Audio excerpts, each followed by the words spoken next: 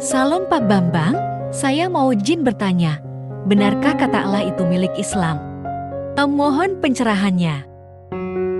Nama Allah, kenapa cuma ada di Alkitab bahasa Indonesia? Apa itu berdasarkan sekretariat? Kenapa itu? Oke, Bahasa lain nggak ada. bahasa Arab ada. Jadi sebelum munculnya agama Islam, kata Allah itu sudah dipakai oleh komunitas Kristen. Nah, mau cari buktinya?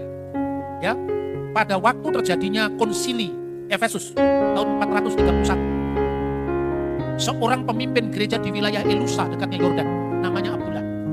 Abdullah itu artinya apa? Hamba Allah. Itu nama uskup Kristen waktu itu, abad ke-5 tahun 431. Kedua, ditemukan prasasti-prasasti Arab sebelum zaman Islam.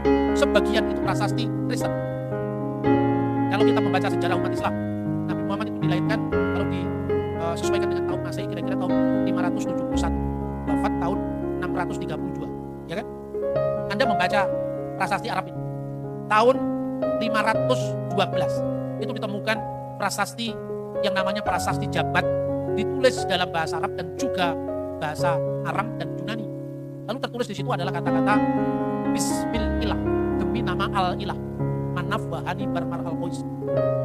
Ya, itu prasasti Jabat. Lalu prasasti Umul Jimal kedua ditemukan di Yordan, itu pertengahan abad ke-6, di mana ada kata Allahu ghafara li Ulai, Allah mengasihi keluarga Ulai, katib Ubaidah, penulis dari Ubaidah, sekretaris dari Ubaidah. Itu sudah tertulis sebelum zaman Islam. Kedua, secara bahasa Arab itu serumpun dengan bahasa Ibrani dan bahasa Arab lain. Sebagai bahasa serumpun, Elohim, Eloah, kemudian menjadi ilah, al-ilah, Allah. Itu gejala bahasa. Kenapa harus dipersoalkan hanya gara-gara istilah itu muncul pada agama Islam? Kita tidak tergantung dengan Islam. Karena bahasa ya bahasa, bukan agama. Sama dengan kalau kita di Indonesia ngomong haleluya. Kan semuanya Kristen, karena di sini minoritas Yahudi. Kalau Anda pergi ke Israel, haleluya itu ya Yahudi ya Kristen. Ya, kalau kita ngomong ke Timur Tengah, alhamdulillah itu tergantung yang ngomong siapa. Kalau alhamdulillah itu muncul dari kubah bersalib itu Kristen. Doa di gereja ortodoks Syria itu, ya doa sebelum perjamuan suci. Alhamdulillahi ala khairatihi, alhamdulillahi ala barokatihi, alhamdulillahi ala afdalihi. Segala puji bagi Allah karena kebaikannya, segala puji bagi Allah karena berkatnya. Itu pada saat mau perjamuan suci Tanawal. Dan gereja Syria itu sudah muncul di abad pertama Masehi, waktu pencurahan Roh Kudus tahun 33. Makanya kalau ada baca di Alkitab Kisah Para Rasul, coba cari orang Melayu kan nggak ada, orang Jawa, orang Batak kan nggak ada. Tapi Anda lihat pendatang dari Roma dan Arab sudah ada di situ. Jadi Arab itu jangan diidentikan dengan agama tertentu, gitu loh. Jadi bukan karena aja di bahasa Indonesia, itu bahasa Arab juga ada. Kalau Anda pergi ke Mesir, ya, misalnya membaca Alkitab, fil badi'il kanal kalimat wal kalimatu kana indallah wa kana kalimatullah ada kana fil badi indallah kullu say'in bihi kana wa bi ghairihi lam yakun say'un mimma kan al masdu lillahi ta iman. Ini Yohanes 1:1-3. Coba di situ ada kata Allah, ada fil badi'il kanal kalimah wal kalimatu kana indallah wa kana kalimatullah. Ini kalau baca Injil di gereja Koptik, di gereja Syria, itu terakhirnya kan al-masdu lillahi daiman. Segala kemuliaan bagi Allah senantiasa. Loh, ini saya ngomong begini bukan karangan saya. Anda cari YouTube aja ketemu yang tulisan Reciting the Bible in Arabic Orthodox Church. Ya, muncul di situ. Bukan karangan saya. Kok mirip Pak? Budayanya sama kok. Soal budaya misalnya, kalau di Indonesia, orang ngaji itu kan orang Islam. Coba Anda pergi ke Israel. Shema Israel, Adonai Elohenu, Adonai Echad. Ulangan pasal 6 ayat 4. Kemudian orang Kristen membawa kitab yang sama itu, budayanya dibawa ke Mesir, ke Syria, ke Yunani. Nah, kemudian ada istilah Yunani Kyrie eleison. Kyrie eleison itu Tuhan kasihanilah. Kyrie eleison, Kyrie eleison, ya Roburkam. Ya Roburkamnya bahasa Arab.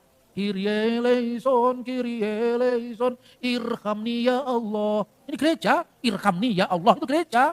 Di Indonesia, karena yang bahasa Arab hanya orang Islam. Orang Islam yang bahasa Arab pun tidak berbicara dalam bahasa Arab. Akibatnya bahasa Arab khusus jadi bahasa agama gitu loh. Kalau di Timur Tengah kan enggak. Anda ketemu di airport, ketemu di mana, di gereja. Yang ngomong, bagaimana kabarmu kifalak? Alhamdulillah, kulu tamam. Ya gitu, orang Arab. Ya, kapan kita ketemu ya? Insya Allah bukra, katanya. Insya Allah besok. Jam berapa? Gitu. Di Israel sekarang, Quran itu kan diterjemahkan dalam bahasa Ibrani. Karena ada komunitas muslim di Israel. Jumlahnya orang muslim di Israel itu lebih banyak dari jumlahnya orang Kristen di negara Israel. Mengapa? Karena orang muslim itu cepat pertumbuhannya secara biologis. Makanya kalau orang Kristen, ini keluarga muda itu, anak itu jangan 2. Ya kalah kita anaknya 2. Dulu Palestina itu kan jumlah Kristennya masih 30-an%. Sekarang di bawah 10% karena apa? Ya itu selain dia pindah ke negara lain. Kedua, dia malas punya anak. Katakan bahwa ini bukan, wah ini sekarang yang lain-lain cepat berkembang secara biologis, iya. Nah, kalau orang Kristen malas untuk Anda punya anak, jawabannya satu, tidak bisa yang lain, mengabarkan Injil. Amin. Ya itu ya. Jadi kata Allah itu tidak bisa identik dengan agama tertentu. Ya kata-kata misalnya dalam prasasti Umul Jimal itu, Allahu ghafarali ulai, katib ubaidah. Allah mengasihi keluarga ulai, lalu ada tanda salibnya di prasasti Jabat. Bismillah manaf wahani mar al-Qais. Manaf dan Hani, anaknya mar al-Qais. Berarti kan anak di sini masih gunakan kata-kata bar, bukan bin. Artinya bahasa Arab yang dipakai di prasasti ini masih terpengaruh bahasa Aramaik. Nama-namanya masih nama-nama Yunani. Sekalipun ada nama Arab, Manaf, Hani, nama Arab. Tapi Mar al-Qais nama Arab, tapi Sergius nama Yunani. Jadi semua itu jangan hanya melihat sejarah Indonesia, dari Alkitab Indonesia pergi ke Libanon sana, pergi ke Yordan, pergi ke Syria. Di sana kan Kristennya juga berbahasa Arab dan tidak pernah ada orang Arab Islam melarang orang Kristen karena mereka tahu mereka sejarahnya setelah Kristen. Gitu saudara-saudara. Oke Pak Bambang, penjelasan Anda sangat mencerahkan dan menguatkan iman kami. Terima kasih, Tuhan Yesus memberkati.